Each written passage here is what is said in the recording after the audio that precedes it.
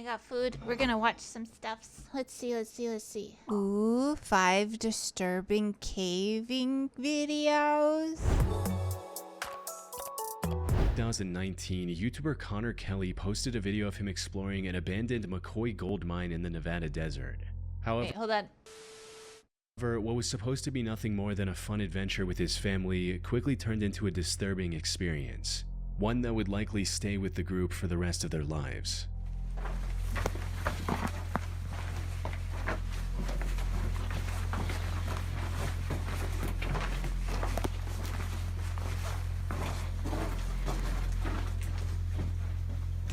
The exploration of this mine started off quite normal, with the group staying silent to avoid causing an accidental cave-in, as seen by the text they put on screen.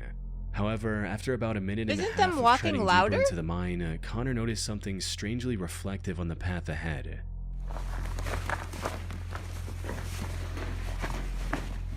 So, do you see that reflection? They're trying to...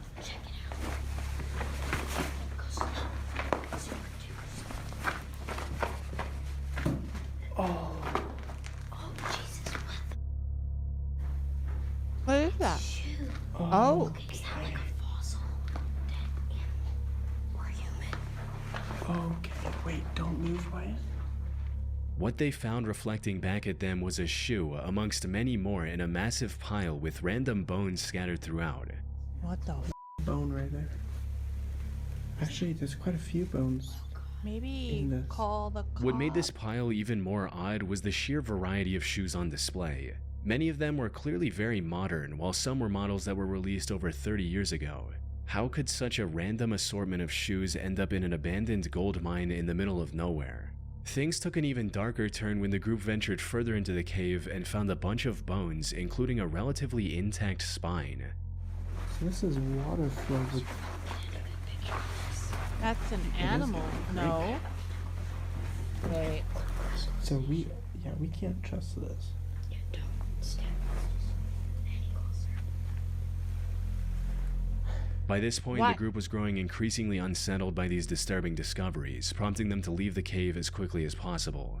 And that's where the original video ends, without any explanation or resolution. Hello? Connor didn't provide any more information in the video's description or in the comments. He posted 4 more videos after this, but none of these videos included any updates on the disturbing encounter either. So, what's going on here? One of the first things that comes to mind is that this mine was the collection spot for a serial killer. This would explain both the shoes and the bones. A top comment on the video also backs this theory, stating, "If you ever listen to the Missing 411 videos, you know shoes are a major component of missing or abducted people. This sent chills down my spine."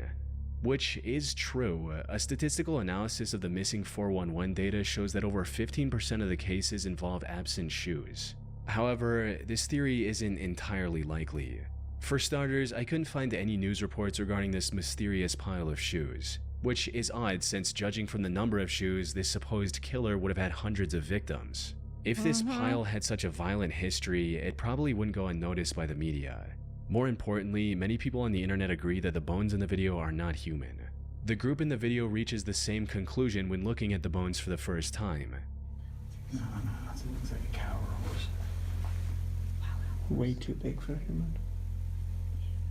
Put simply, the odds of this being a serial killer trophy cave are very low. But given the animal bones scattered throughout the area, it's possible it was the feeding spot of a predator like a mountain lion. Though, while that might explain the bones, it offers no clues about the pile Now what about of the shoes. shoes? One theory I haven't seen anyone else bring up is that the shoes might have ended up there because of flooding. You see, the McCoy mine where the video was filmed is located in Lander County, and from what I can find, that area is quite prone to flooding. So it's Yeah, but all entirely in one possible that someone spot like dumped their that? sneaker collection in the middle of nowhere to get rid of it, only for it to be carried in the abandoned mine with rainwater. A mountain lion could have moved in later, which would explain the bones.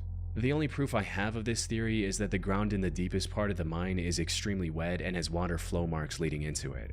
Other than that, it's pure speculation. That said, another potential explanation for both the bones and the shoes is that Connor placed them there himself in hopes of creating a viral video. People on the internet that also went pointed through out my that the head. bones in the video are a bit too clean for something left in a muddy cave by a predator. Some have also claimed that a few of the bones look like they're inorganic fabrications. Another inconsistency in Connor's video is that he and his group keep claiming that all the shoes in the pile are kid-sized. There's no doll shoes in there. You haven't even touched them or moved them. He even mentioned that in the video's title, which reads, "Kids' Shoes and Bones Found in Abandoned Mine." Now, while that makes an already creepy situation even more disturbing, it's simply not true. There are plenty of adult-sized shoes visible in this pile. Unfortunately, I doubt we'll ever know what happened here for sure. It's been 6 years since the video was uploaded, and as I mentioned earlier, Connor has vanished completely from the internet ever since. Action Maybe it was, Adventure like, Twins staged, is a I think. YouTube channel run by brothers James and Edward. The duo has been exploring dangerous and crammed caves since early 2020. Yet, despite their combined Chat, experience, let's one of them go, almost let's lost his go. life back in Let's go cave hunting. You're all for adventuring into the wilderness, but not a cave? Let's go to a cave. 2022. Bring your belt too. In January of that year, the two decided to explore the popular Petty John's Cave in Georgia. They had already explored parts of this maze-like cave multiple times before, and had even found an underground waterfall during one of their expeditions. Put simply, they were pretty confident in their ability to navigate through this cave. But unlike their previous ventures, this time they were going to tackle one of the hardest sections, the aptly named Nervous Breakdown, referring to how cavers feel when going through it. Things started off just as expected, with the pair going through the narrow and claustrophobic entrance to reach the first open area of the Petty John's Cave.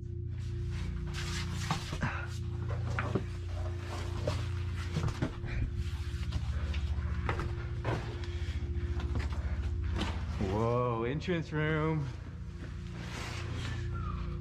However, it didn't take long for the cave to begin closing back again, forcing the two to squeeze through tiny passageways. But that was only the beginning. After about 25 minutes of crawling through increasingly tighter spaces, they reached the first big obstacle, a muddy room really, with a really narrow and lean steep to hole in the cave middle. crawl, huh? They had to carefully walk around this hole to progress. A single slip meant falling into the narrow hole and possibly getting injured. And given the lack of safe footing around the hole, it would have been near impossible for the other person to pull them out. After successfully navigating around this obstacle, they finally arrived at the entrance to Nervous Breakdown. Unfortunately for them, things weren't looking good. The area surrounding this entrance had collapsed some time ago, making it very difficult to figure out the path ahead. After looking around for a bit, Edward eventually found the real entrance and was excited to go in. He genuinely couldn't wait to find out what was down there and began his descent, leaving his brother behind in case something bad happened. What he didn't realize was that this was about to be one of the worst decisions he'd ever make. Because That after rock descending for a looks few minutes, Edward called no- for his brother only to be met with complete silence. I found a rope. Do not look stable whatsoever. Huh. Huh. I don't hear James anymore. Uh-oh. In other words, Edward was now lost in an unknown section of the cave without any means of contacting his brother. At first, he tried to stay calm and continued his descent, hoping to find James before long. However, after staying separated for over 30 minutes, the realization set in. He knew panic was the fastest way to make a bad situation worse, but at this point, he couldn't help but feel a growing sense of unease. Wait, did he continue descending even though his brother wasn't answering? James! Why? Go back. James! Unless his brother is down there? I thought he... It's been like 30 minutes since I last saw him. I don't even know where I'm at. I tried to go back to the last place I saw him, Oh. and everything just looks the same. Why didn't you mark anything, just a- bro? A jumbo maze. That's why you mark shit. Oh my We should have never god. split up. After calling out to James many times with no luck, he decided to retrace his steps and find the way back. Unfortunately, he had underestimated the difficulty of the maze he was about to enter. Every direction looked the same. The narrow passages and jagged walls made it impossible to tell where he had come from. To top it all off, his situation was getting worse with each step he took. If he went the wrong way, he could easily wedge himself into a passage too tight to escape, or worse, plunge into a hidden drop-off. This is the true horror of caving. Even if he didn't injure himself, he could have just as easily wandered around aimlessly until his body gave way into exhaustion, leaving him lifeless in a cold, rocky crevice.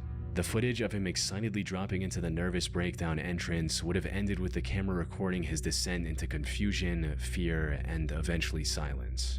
Fortunately, that wasn't the end of his Well, story. we know they came After back going in alive, loops right? for a while, Because his Edward camera's spotted a back. single piece of tape he saw on his way down. Oh. The tape. Yeah. Okay, this tape looks familiar. That's why you mark Oh, your yeah. way, you dum-dum. This has got to be the way. I thought are they not experienced? Do they not do this frequently? Shouldn't that I'm be like the getting number close. one thing? Mark your f***ing journey, James! dum-dum. Still nothing. This unexpected clue turned out to be exactly what he needed. It helped him regain his bearings and finally head in the right direction. Finally, he heard the best sound he could have heard in that moment. James! Oh. You're over here? Oh. Dude. This place is a maze, man. Oh, hey, I see your light. Dude. I like how his brother's like, We're oh, hey, never what's gonna up? see each other. Dude, I know. Oh. The two stayed together for the rest of the expedition and made it out alive without any major injuries. They're still exploring caves on YouTube, but now with a lot more caution. In January of 2014, a group of cave explorers decided to conquer the Lost John's Cave in Lancashire, England. It's a vast cave network that spans a length of nearly 3 miles, or 4.8 kilometers. The known deepest section of this cave also goes down a staggering 690 feet, or 211 meters. Most members of this group had been spelunking for years, and like most other cave explorers, were quite confident in their skills. They had That also sounds done their dirty. research and mapped out their route in advance. But the truth about caving is, when things go wrong, no amount of planning can save you. Even the most experienced and well-prepared explorers can find themselves in terrifying situations, which is exactly what happened to one of the members of this group, named Bob Johnson. The expedition was going quite smoothly in the beginning, with the I'm group using the sweating equipment they just brought looking with them at to continue safely. That is, until they reached a section of the cave called the Tube. It was an unusually narrow section that required Why? the cavers to crawl on their stomach. And to make matters worse, it was also partially submerged in water, making it difficult to both see and breathe. Despite harsh go in conditions, the group decided to move ahead. Why? The slimmest member of the group went first and successfully made it to the other side without much trouble. The next he's person, however, small. wasn't as fortunate. This was Bob Johnson, the man we mentioned earlier. His crawl through the tube wasn't off to a good start, as he was already having issues with the comparatively wider sections of the passage.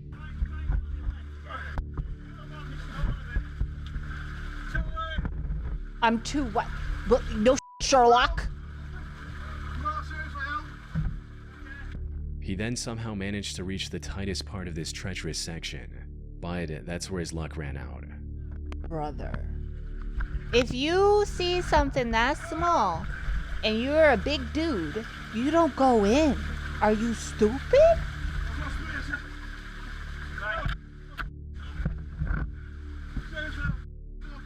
He was completely stuck from the waist down, and any attempt to free himself only made the situation worse. Brother. Now, being stuck in a narrow cave like this is extremely stressful on its own. The walls close in on you, and every movement feels like it's pushing you further into the tight space. Panic sets in as you realize just how little room you have to maneuver, and with each failed attempt to free yourself, the fear intensifies.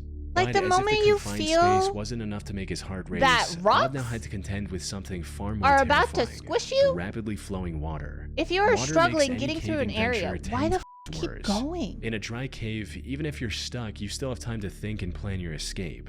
But when water starts to rise, the situation shifts from bad to life-threatening. The feeling of water creeping up around you in an already claustrophobic space is a nightmare on its own.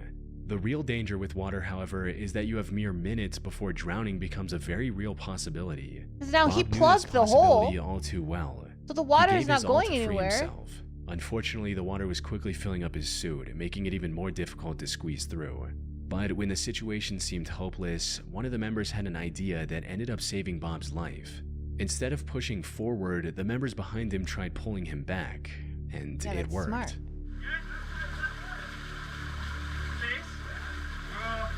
Like that, yeah. Like, why would you keep going forward? You're too chonky. Even though he's not chonky, but you're Bob chonky. was finally free, Dum-dum. though his troubles weren't over. He later revealed in a comment that him and the two members who pulled him back had crawled for another 3 hours to get out of the cave from a different exit. This incident also left him traumatized to the point where you can't even watch this video without becoming anxious. From what I can find, he scaled back on caving and picked up a much safer hobby in cycling, Good and job. now appears to be doing just fine. Brother. On the 7th of September 2024, the Action Adventure Twins YouTube channel posted a video exploring a mysterious cave someone found on their property. This is the same channel we talked about earlier, where the two brothers got separated and almost lost their lives in the maze-like cave. They've learned their lessons since and approached this one with far more caution. But with an entrance as life-threatening as Sometimes I this feel one, cavers even the don't best have a precautions survival could have proven to instinct. not be enough. I don't think that. Alright, so I the don't guy think they dropped were us off like halfway up the their hill, survival instinct is and like gone. He doesn't know anybody who's been down Looks this at thing. small We tube. were at the cave. Doesn't He measure says he body. threw a rope down I could with a fit rock through and that. 200 feet Halfway deep before through, it stopped. stuck. So Panic. we got this stick here. We're gonna see if our rope reaches.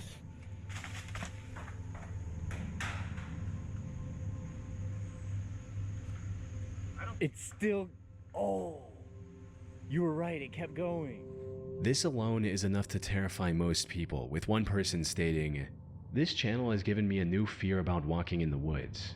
The fact that you could just slip and fall down a hole like that is insane. Now anytime I go anywhere, I wonder how many massive voids are right below my feet Oh, that I well, could thanks fall for the into new at fear. any moment."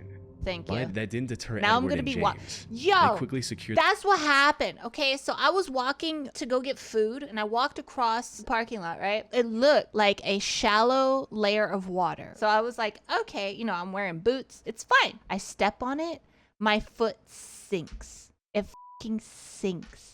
And it's like all the way up to my, like below my knee. That's how deep my foot went. And I'm like, oh, and I was just standing there. I look like, you know, those cats that have their fur just spikes up. Yeah, that was me. It was so cold. Now, other fear unlocked. You could just be walking and the ground just opens up into a gigantic hole and you fall through and GG. secured their rope to a nearby tree and began descending into the steep cave.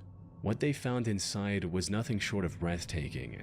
That tiny opening gave way to a vast chasm. Oh wow. Yeah. This is a big one, man. However, before they could fully take in the beauty of the cavern, things took a dark turn. Just seconds into the cave, the two discovered what looked like human remains scattered throughout. That's comforting. Human bones, huh? Look how big they are. Dude, look behind you. There's like a little shrine of them. There's like, oh, that's a cranium. Dude, is that a human? Nah, I don't know. It's awfully round. Yeah, that looks human, man. That doesn't necessarily make. I don't know. That's a hip bone. Expert. From there, they continued exploring the pelvis cave bone. as it kept getting bigger the further they Did you went just into throw it. something? They also discovered old caving equipment like ropes and harnesses already secured to the walls, a detail that only deepened the mystery surrounding the bones they had found earlier. If they did belong to Hi, a person, hello. as the two suspected, it was possible Hi, they belonged to real. a previous explorer. This explorer likely had an accident and died in the cave without ever making it out. On their way in, they did find scattered bones right below the entrance. These were likely the remains of people who accidentally fell into the otherwise unassuming hole. However, the bones they found further inside were too far from the entrance to have belonged to someone who simply fell in.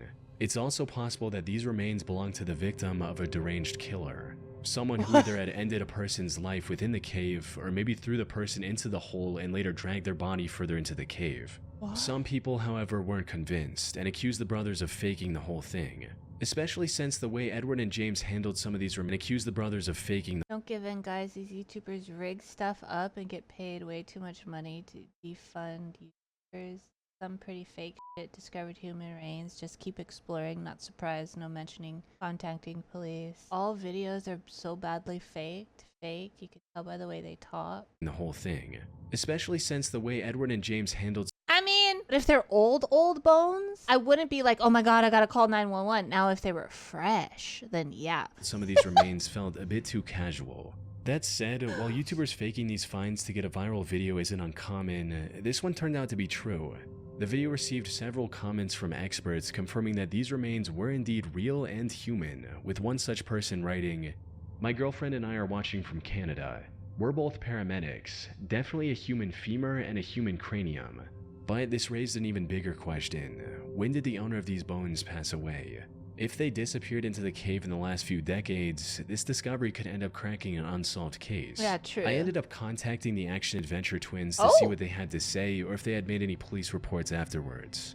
We ended up contacting the authorities about the bones. They were determined to be human and were apparently a Native American that either slipped and fell into the pit cave or was thrown in there after death and are 2,000 years old. While this did rule out the possibility that these bones belonged to someone more recent, the despair of whoever ended up in that cave alone 2,000 years ago is just as impossible to ignore. They likely fell into the cave, somehow survived the fall, and ended up starving to death while looking for a way out. On October 28, 2004, 50-year-old Australian airline pilot and scuba diver David John Shaw broke the world record for the deepest successful dive in history. Yeah, see, I would have been He straight achieved up this by caveman. I wouldn't be freaking out if they. Now, I would freak out if they were fresh, though. Like fresh bones, I would freak out. But if they were like that, I wouldn't be freaking out. I'd be like, oh, one, I wouldn't go into a cave. So if I'm going into a cave, I'm already insane. by reaching a depth of 270 meters in Bushman's Hole, one of the deepest freshwater caves in the world. The sole purpose of this dive was to break the record. However, when he reached the bottom, he found something that stopped him in his tracks. Wait, what is that thing called when you go down to a deep area and then you swim back up and then you just die afterwards? Decompress? Yeah, that thing. Yeah. He found the body of Dion Dreyer, a 20-year-old scuba diver who died in that cave 10 years ago. Since humans start sinking after a certain depth, Dion's body never floated back to the surface. Given the extreme difficulty and danger of diving this deep, any plans to retrieve his body were also cancelled at the time of his death.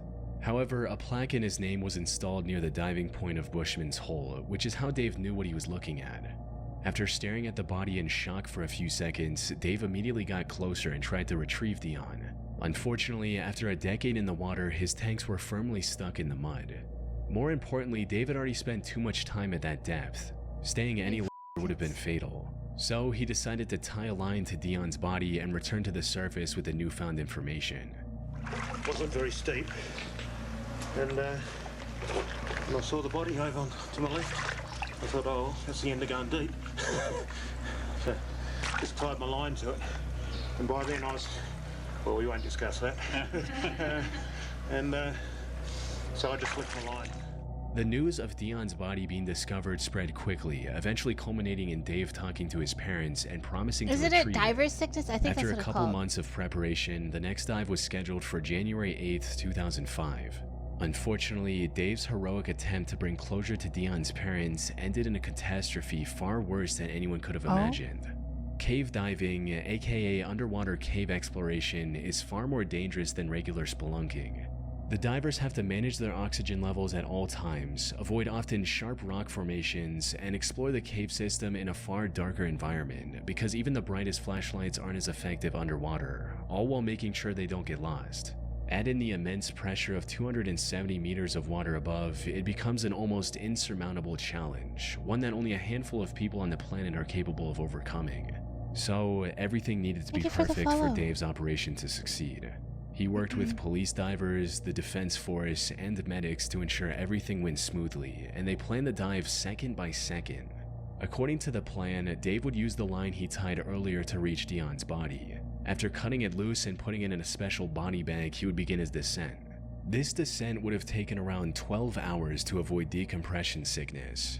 So instead of holding on to Dion's body the entire time, Dave would pass it along to his longtime friend Don Shirley at 220 meters. Don would then hand it over to support divers located at various depths and keep checking on Dave for any issues. Sadly, this is not how it went. An hour and a half after the dive began, the surface crew received an ominous message from the support divers, claiming that they hadn't seen any activity from Dave or Don. Shortly after, another message reached the surface. This one was from Don, stating that he's seeing Dave in the distance, and he's not moving. Oh no. Mom's okay. That's the community. While this message was making its way to the surface, Don tried to reach Dave himself. He exceeded his target depth, which resulted in his rebreather controller imploding. This also led to him suffering from oxygen poisoning and vomiting while 220 meters under the water. Fortunately, he managed to keep hold of the line and was eventually pulled out of the water still breathing. Dave, however, didn't make it. But when rescue teams pulled out his body, they made a shocking discovery. Dion's body was attached to the recovery line as well. Following the recovery, investigators looked at the footage captured by the waterproof camera mounted on Dave's head. This is what they saw. Though I should mention, I couldn't find the raw footage from that camera.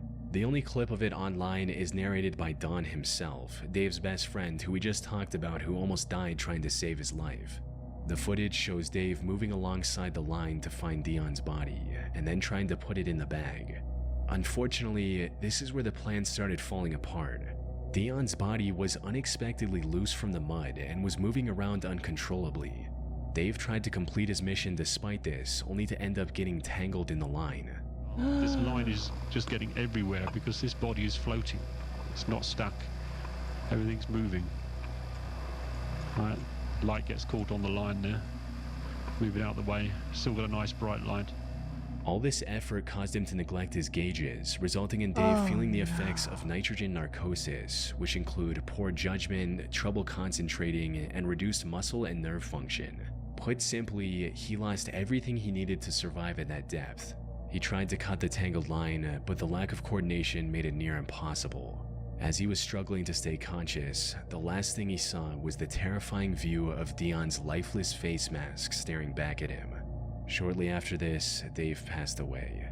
The only silver lining was that the tangled line kept Dion's body close to Dave, allowing him to successfully complete his mission by recovering the body, only at the cost of his own life. Why can't they send, don't they have machines and stuff that can go under the water and whatnot? Why didn't they do that? Machines can cause water currents and move the body as well, as they aren't precise and stuff called, oh, damn, that's sad.